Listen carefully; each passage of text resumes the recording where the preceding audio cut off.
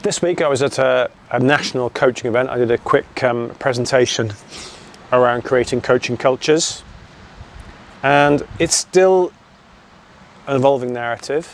It's certainly one for me, and it's one where I've perhaps starting to get answers in classical coaching terms, but probably still got more questions. So I've talked before about this idea of coaching cultures, and that was the whole focus of the afternoon conference and the presentation that I ran.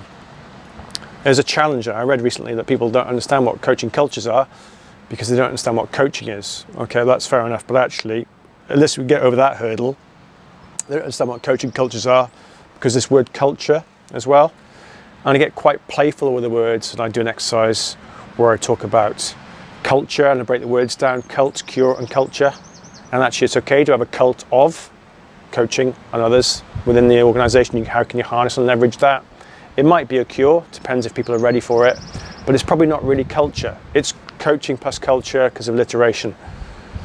That bit is pretty well versed for me.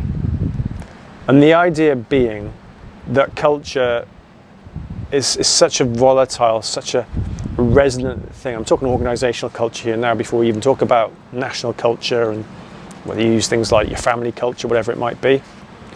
Coaching is part of the mix, absolutely. It's not the be-all and end-all. No way. There's so many other things that need to go into that mix to respect and develop and shift and honour that culture within an organisation. And coaching can be part of it. Probably is part of it. How big a part depends on the organisation, the maturity, and everything else. So if we're going to create this idea of aspiring to a coaching culture, I think we need some better words. I think we need, would a CEO sign up for someone saying, I want to develop a coaching culture? And actually I'd try and broaden it. Culture's quite broad, and let's broaden our definition. So there's probably two words that come to mind, is around performance and growth. So would the senior team buy into an idea of whatever we're doing, coaching, leadership or otherwise, is designed to influence and develop and shape a performance culture, a growth culture?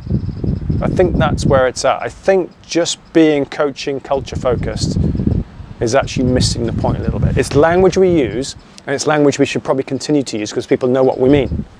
And I ran a course, and we tried to take out the word coaching culture, and no one really knew what it was. We talked about strategic coaching in the workplace or something. It just didn't land.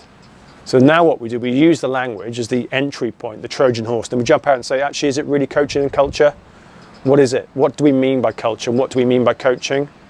And there's a tenuous link between the two that we need to start bringing together, sure, but it's not really tight, coaching and culture.